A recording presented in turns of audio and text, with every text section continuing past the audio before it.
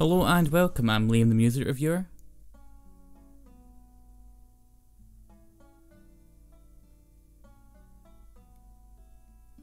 And today, you know it's time. It's time for another bloody feature. And if you guys are observant, I'm sure at least two of you are, you'll have noticed I've accumulated quite a little bit of a vinyl collection in here as well. And one of the biggest pros of owning vinyl, other than bragging about it on social media to make people jealous, is that you get like these lovely big bits of artwork. Like instead of having like a wee kind of like CD size one, it's all big and still looks really nice. You could put a nail in it and hang it up in an exhibit or something like that. I'm not a bloody Neanderthal though, so I wouldn't do that. But just with the recent video I did about my vinyl collection, I was thinking to myself, you know what, let's have a little chat about some of my favourite artwork, because well, one, I haven't really seen many people do it, even though it's one of those things that you probably casually talk about when you're talking to other people that like music. It happens with all sorts of media where you go like, oh, what's your favourite poster or cover or something like that. So I thought I would talk about 30 covers, not too much, not too little, like a nice healthy round number. And as always with these type of features, I implore you to let me know what your favourite covers are, and maybe there's ones that I think are horrible, maybe there's ones that are included in here. Also apologies, because if you remember in the last video, my dog sort of like knocked the camera a little bit, roll the clip, and upbeat, motivating, my dog's butt just shaked the camera there. So I've noticed a few sort of like issues with it, so if that happens then apologies, not much else I can do. But yeah, without further ado, let's just jump right into it, but also bear in mind that just because I like a cover of an album doesn't mean that I necessarily love that album in question, though I think with a majority of these albums that is the case. But I'm just putting a disclaimer there because I don't want no beef. I'm vegetarian. I don't want no beef. What a surprise, I'm talking about one of my favourite albums of all time, and the album cover that whenever I went to Josh Dollarsign, who designed this channel's icon and banner, I used this as like a reference point of this is what I would like this stuff to be inspired by, which he did a really bloody good job. Check him out.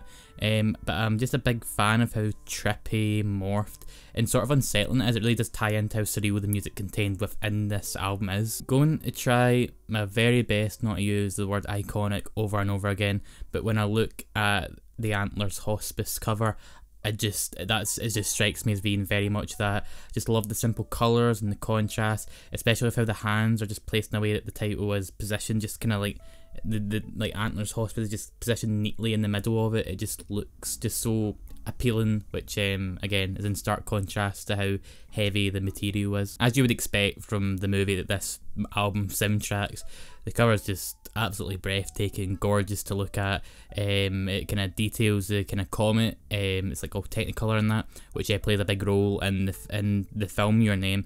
I just really love looking at it. I just like the spectrum of colours and just how utterly delicate and fragile the clouds look. It's just a beautiful bit of scenery. Grimes' like cool stock value is probably plummeted this year alone, but that doesn't detract just from how much I love the album Art Angels and the cover itself. I never knew when I first looked at it that Grimes was actually the one that drew it herself, kind of like multi-talented sort of artist, which does make like total sense thinking back about it, because the cover is just as quirky, weird, and just cartoonish as the persona that she presents on this album. I did a feature about a year ago where I was documenting like the scariest album covers, or ones that are the most unsettling, that I did for like a kind of Halloween themed feature, and that and yeah, this one kind of stuck out to me and has stuck with me ever since writing that feature. It's just sort of similar to another album that we'll talk about in a little bit, that just that grilly smile and the dark beady eyes just make you feel sort of like uncomfortable in a way that kind of just like sticks out in your mind after looking at it. Number 6, Terra Melos, Drugs to Dear Youth. Had to look at that there because I was just stumbling over it. But yeah, it's kind of ugly looking if I'm being perfectly honest, but at the same time I feel like it has a certain charm to it. If you remember the cartoon company Klasky Supo, I think that's how you pronounce her name, the ones that did like Rugrats and all that other Nickelodeon stuff, it feels like their attempt of doing like a math rock cover, there's just something really janky and gross to it, which as I say makes it seem really ugly, but that ugliness is again kind of sort of something kind of nice about it, kind of similar to that OC's record from last year, Orc, where like it looks sort of disgusting looking, but at the same time you can't help but sort of admire it a little bit. Number 7, Television, Marquee Moon. You know that way you see like an album cover and you just know it's cool, but you really can't like put into words why it is that way. Yeah, this album cover is pretty much that. I think it mainly comes down to how the band are posing in this. Like, they just look so natural. Just sort of like that kind of like that wee clique at like a school or something that like aren't so much the popular kids, but like there's just something about their style and that makes you a little bit envious. Just yeah, makes Television just look like the bee's knees to me. So the cover did its job. Now we're on. Hey, hello. I'm not usually here, but I'm here to say that Fetch by Melt Banana is like a really cool album cover because I don't know, it just looks cool. Like the ghosts and like the ghoulish atmosphere of the whole thing. And then there's just this little cat in the corner. I just love the way it's like drawn and stuff. So yeah, it's like probably not the best album cover ever, but every now and then I think about the album cover and yeah, it gets me filled with joy. It's a great album too. It's fucking great. So yeah, go listen to it. Thank you. Goodbye. Listen to Liam now. Listen to his voice. His voice is really good. Yeah, better than mine. So yeah, it's. Hello there, I'm Liam now. Number 8, Everything Get to Heaven. This cover, man, is just so vibrant. I just can't help but just like stare at it a bit whenever I like go to listen to the album. Like when I first saw it, I wasn't really a big fan of Everything, but I saw that cover. I'm like, you know what? Maybe I'll just give it a chance. Like I know that there's a whole saying about how you shouldn't judge a book by its cover, but sometimes like something looking stylish can like really like make you kind of like give it a chance. And I'm so glad I did because it was one of my favorite albums of the respective year. It came out in 2015. Just looks so lovely. There's just something like really hyper about it, just like really sugary, even though it's like this guy's like face looks like it's melting and all that. Just a real favourite of mine, just an absolute gem. Number 9, American Football, self-titled. It's the house. It's the fucking house, people. Number 10, Joy Division, Closer. I could have easily just put Unknown Pleasures because it's probably the more popular one, and I still think it's a pretty nice cover, even though it's like been put on like Doc Martens, Tupperware, everything you could possibly put it on. But for me, Closer, there's just like there's some sort of like subtlety to it. You glance at it and you go, that looks just something sort of off, but it's nice. But yeah, it's got this kind of like gothic sheen, as far as that's how I would describe it anyway, with like the tomb on it and that. And well, this was like the first album that had came out after the suicide of Ian Curtis, which with the whole kind of like scene of like the tomb and the funeral and all that, like I think that's pretty apt. I think they probably did that intentionally, and yeah, it just gives it sort of like I don't want to say an eerie aura, but something just sort of like something's kind of off, but it's iconic. I've said it twice now. Number 11, Arca, self-titled. This was the album I was into before when I was talking about the Sid Leica one, which just kind of has Arca just sort of like so close up to the camera. You can see just like his eyes, like they look sort of like kind of like a shark, like just before it's about to like get its prey. Again, the growl and the smile and all that. It's lovely to look at, but again can feel like really sort of intimidating, like can make you feel like a little bit kind of claustrophobic, which the music contained within can very much do the same. It borders on being very like horror-y to me, so I think the album cover like pretty much like clicks in with what the kind of mood that it's trying to establish before you even like press play. Number 12, yes, it's Blitz. Yeah, just there's something like, again, so simple about this. Like, it's like a white background, there's an arm, and there's an egg being crushed, like, midway through, it falling apart. And it's just cool. It's just really cool. There's something really appealing about it. And it always sticks out, especially just in terms of the band's discography, because the rest are usually quite cluttered looking. This one is just very simple and to the point. Number 13, Expire, Grim Rhythm, and again, another one where just there's one person on screen, and they just look so cool, and it's really retro looking as well, which I think is why it stands out amongst like the probably like 50 million looking, like kind of just like one person looking at the camera sort of thing, and feels like kind of like a predecessor to like that Arctic Monkeys cover, just that kind of like the whole demeanour and all that. Again, just find it really cool. Bombay Bicycle Club, a different kind of fix at number 14. Yeah, I could have went for any sort of Bombay Bicycle Club cover because they always have this really nice aesthetic, like just consistently throughout. I was really tempted to go for I Had the Blues, but I shook them loose. But a different kind of fix. There's just something sort of unique about the visual style. It's cartoony, but also feels kind of hypnotic, and like it feels like you could see these sort of like images like put like on like a Buddhist temple or something like that. There's like something sort of like really timeless about them, which is why they always kind of stick out in my mind. Now we're on. Thank you, Liam, for having me on. Just to quickly talk about one of my favourite cover arts. And whilst there were a few that kind of came to mind, the one that I think I ultimately wanted to go for was Soviet Kitsch by Regina Spektor. Now, I've seen so many people slander this cover art because it looks bad. But to me, it's just so endearing and it's just so adorable, and it really perfectly suits Regina Spektor's songwriting style, especially on this record. You know, just the image of her drinking what was presumed to be like some whiskey whilst wearing a Soviet hat, a Soviet admiral's hat, whilst surrounded by Matryoshka dolls, some drawn, some just sort of crudely put in. It looks very amateurish and kind of just sort of just not really professional looking, but it just perfectly suits just that kind of very endearing and cute writing style that Regina Spektor is known for. And I think it's just one of those album arts that I just can't help but smile at every time I see. Number 15, Smashing Pumpkins, Melancholy.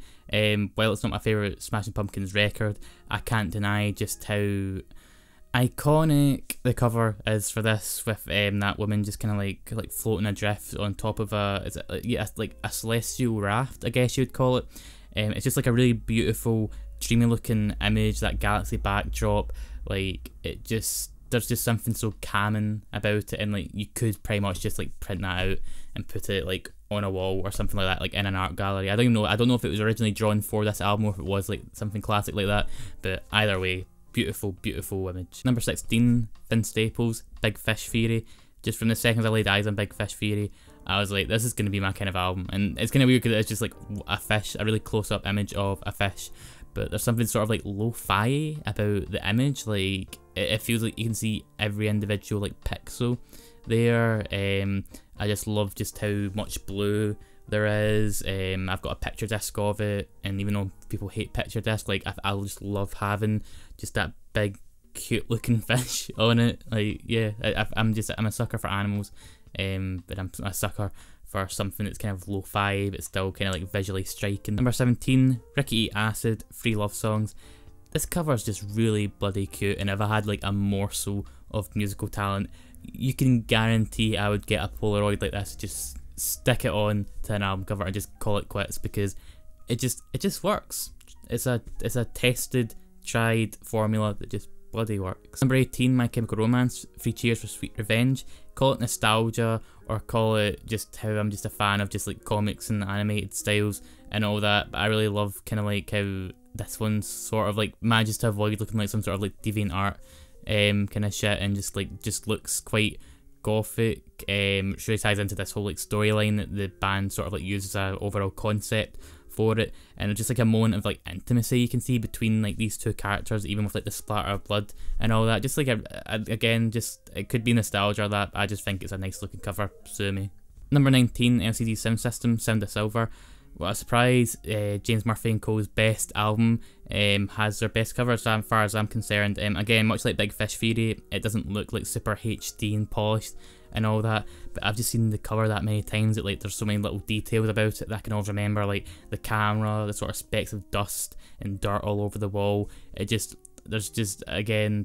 something sort of iconic about it. Oh, what a fucking die. Number 20, The Cure, Disintegration. Much like the music Robert Smith and Co were trying to like craft during this gothic chapter of their career, the Disintegration artwork is aptly hallucinating, alluring and dreamlike. This kind of thing that could either creep you out or like like really astound you depending on what sort of mood you're in, which is a success in my books. Number 21, Nirvana In Utero. Originally this album was meant to be called I Hate Myself and I Want to Die, which probably would have been a bit too much. Thankfully it's not called that, but the artwork for it is kind of like absurd, and again like something that might come to you like in sort of a nightmare. I think it's achieved that cult status, maybe not so much as like Nevermind did, but for me, like when I think of album artwork, one of like the first 5 albums that come to mind is always Nirvana and Utero. Like there's just something like godly about it. It really is the only kind of words I can think to use to describe it. Now we're on my favorite album cover of all time is maybe a bit of a stereotypical pick. You'll always see this one whenever you see lists of the greatest album covers of all time, but it's the Velvet Underground and Nico. There's something about the simplicity and the randomness and just the overall packaging that I just love about it. It's just Andy Warhol's signature, a banana, and then if you had the original pressing, there'd be a little peel it thing where you could peel this back and it would reveal the inside of the banana. And it's so simple, and yet it's not, because obviously, you know, you'd have to be a talented artist to draw a banana like this. I mean, you know, maybe a lot of artists could do it, but Andy Warhol's it's just so signature. If I saw just this banana on its own anywhere, I'd immediately know where it was from. And it's just something about how this is the packaging for this crazy, classic, avant-garde, experimental rock record. It just catches your eye. That's why I listened to this thing in the first place. I saw this cover and I was just transfixed by it. Just the randomness, just, it's a banana. It's only a banana and the artist's signature, and yet it works so perfectly. It's iconic. It's immediately recognizable anywhere you go, and I love it. Number 22, Outkast, Stankonia. Just 2 people in front of this American flag that just look like really slick and all that. Like it's Outkast, of course I do, but you could maybe reach, and I don't know if it is reach, maybe that's the whole intention, like how like the American flag is all black and white. And there is like sort of like socio-political talk throughout the album, so maybe that was like an intentional choice, which is like it's like a subtle and just like I say a nice choice there. But even without that, even if that is like a total reach, just Big Boi and Andre look fucking slick. Number 23, Foals, Antidotes. This cover just fills me with nostalgia because it was one of the first albums that my friend Louis ever bought me, one of my closest pals, and put me on to Foals in general, and just that kind of like, it looks sort of like old-timey, and then like you look in the mouth and it's like full of all these vibrant colours. Like if I was to get any sort of album artwork like tattooed on me, this would probably be like the one I would first gravitate towards. Number 24, Aphex Twin, Richard D. James album. Like it's pretty much at this point where like people talk about Aphex Twin, your first thought's either that little like Half-Life logo, is that what it is, or you think of the face, which is I mean, again, like what's a word that is iconic but not iconic, because that's what it is. 25, Los Campesinos, I think that's how you pronounce their name. Romance is Boring. Again, kind of like Bombay Bicycle Club, I could have went for any of the artwork because I'll find it really nice, but I think there's just something sort of nice and simple about this, like the whole kind of like the little like trickle of blood that's running down the knee and that, I find sort of not disturbing, but again like unsettling would be the word I would use. Which is I think like all of their work is like sort of confessional and can be sometimes a bit too real for people. So I think that artwork pretty much does it in a way that doesn't feel like it's being like overtly grotesque or that. It's very sort of, like I say, sort of subtle about it. Number 26, Control, The Ooze. I could have went for 6 Feet Beneath the Moon as well for this list, but I just think the fact that every time I look at the sky and it's sort of like pinky looking and you see like what do you call it, like a air trail or something like that, or just like a plane like leaving that sort of trail. Yeah, I just think of this album and it kind of, something about it just sort of relaxes me. Number 27, JME, Integrity. This album cover just fills me with joy whenever I look at it. Just that smile, it's a really wholesome image, even though it could look kind of goofy. Like it's nice to have somebody like with how serious some artwork can be. JME just did something that was just joyful, just makes me really happy looking at it. Number 28, Jeff Rosenstock, Worry. Yeah, it's kind of weird, like you'd have like this album about being all worried and like anxious and all that, and have a picture from your wedding on it, but it feels kind of tongue-in-cheek in that sort of way. And again, just like that guy just kind of like, looks like he's screaming, looks like he may be too excited or all that, or he just looks really worried.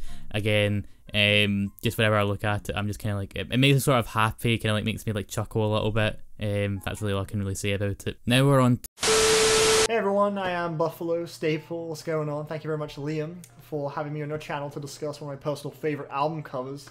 The one I've chosen to talk about is none other than Under the Sun by Mark Pritchard. It was between this, Returnal, or Radio Amor by Tim Hecker, but I landed on this one. A fantastic electronic record from a really talented dude, and one of the most pristine album covers I have ever seen. It's showing us this really empty, desolate, seemingly endless desert, colliding scarily evenly with a really wide, sprawling Come ocean. on, that's the cover you're gonna Fuck, pick, dude. For real? Yeah, okay, it's a good cover. Is that a problem? You could have picked any cover, and you landed on that one. Okay, well, what should I have picked then? Well, what's better than this Oh, cover? I don't know. SOB and RBE's Gangin', fucking Lil B's Red Flame, fucking serious LCD right now? Sound System, American Dream. Like, come on, these are obvious picks. So you could have just picked any one of these. Those are all disgusting. Excuse me? What? No, geez, why the hell is Liam getting you to do this when he has anti-Liam right there at his disposal at all times? Why not just get him to do it? Because Anti-Liam is Oh, terrible. no! What the, name one terrible thing anti-Liam has made. You can't. Easy, There's the nothing. fucking Dizzy Rascal EP. That was so tacky. That cover's You kidding brilliant. me? What are you talking about? What the fuck? Really? Bro, that cover is Come on, man. genius. Are you serious? Dude, I'm going to tell Anti-Liam you said that. He's not going to be happy. How are Straight you gonna up. do that? I have his number, actually. I can just have call his- him right now. You do not have Anti-Liam's number. Bro, That's Anti-Liam ridiculous. is my fucking boy. What are you talking about? Of course I have his number. I don't believe I'm on that. it right now. I'm calling it. Go Right ahead. now. Fuck I am it. calling Why not? Anti-Liam. This is ridiculous. Alright. Hey, The last Anti- time you can prove I drew that Sly Cooper hentai. Hey, So hey, just sorry to bother you, man. Sorry, yeah, okay, it's just Buffalo over here. I'm just hanging out with Buffalo.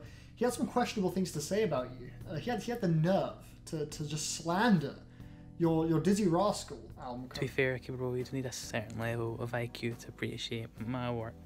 Like at least 12 points. That is true. Fair point. You know, I mean, we both know Buffalo is way behind us in regards to intellect. So, yeah, that makes sense. I mean, I don't know where he gets off saying shit like that, honestly. I mean, it's one of the best covers I've ever seen in my life, personally. Thanks, dude. I appreciate You're that. welcome, I've had, man. No worries. I've had a few complaints and death threats, mainly from Liam now that I think of it. But yeah, I'm glad that the real ones, appreciate Yeah, no sweat. Yeah, I recognize talent when I see it. You're a talented guy. Keep up the great work, man. Your interpretation of the Saturation 3 cover art, immaculate, beautiful, honestly. Yeah. Man, you're gonna make the Pepsi Max cherry like rush to my cheeks.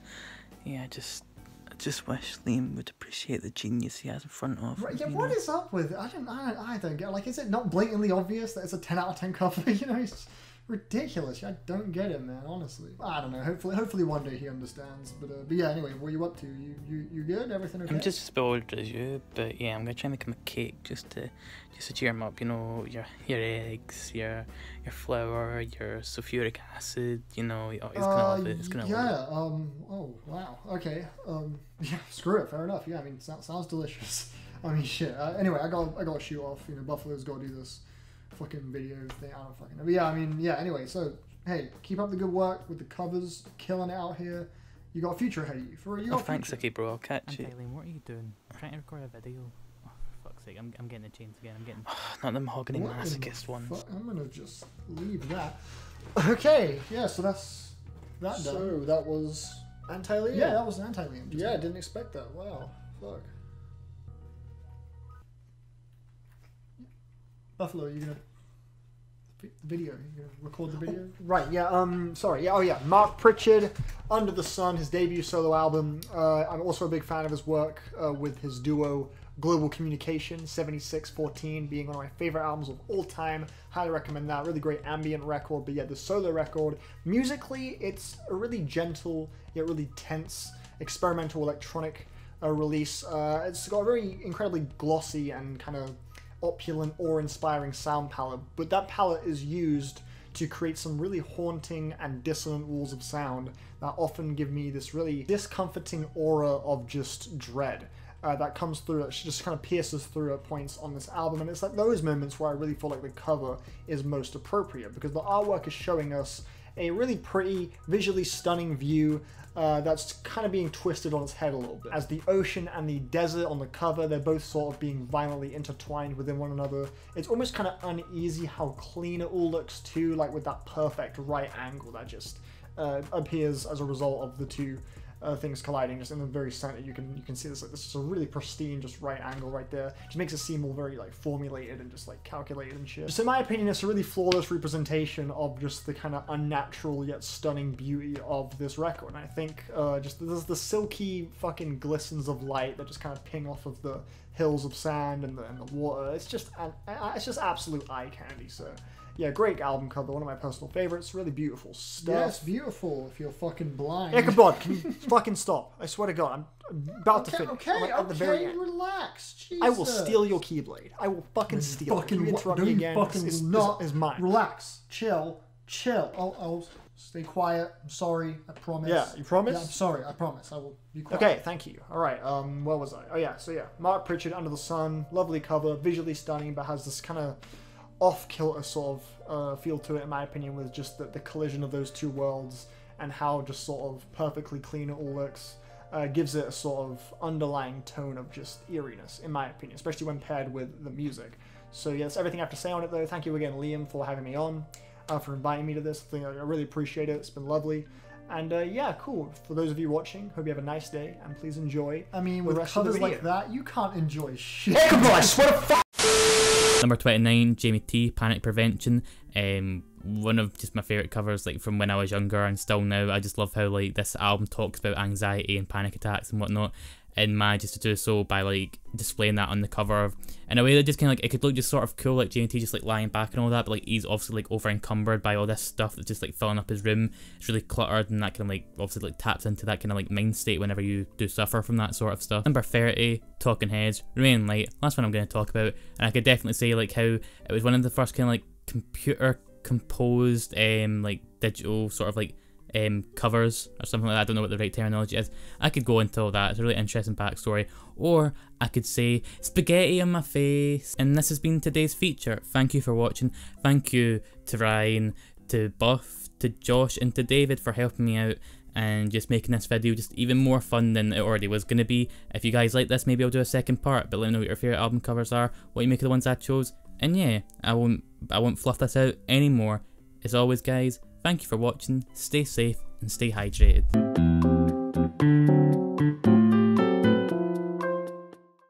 Say, before we continue our tour, would you mind hanging my coat up on the wall, please? Let's see,